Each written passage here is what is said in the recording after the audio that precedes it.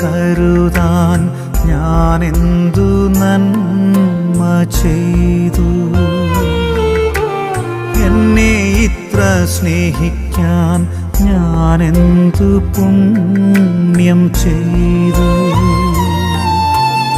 എന്നോടുള്ള വാത്സല്യത്താൽ നീ എന്നിൽ വാഴുവാനായി നിന്നെ തന്നെ വാഴ്ത്തി നൽകി. ആനന്ദം എൻ്റെ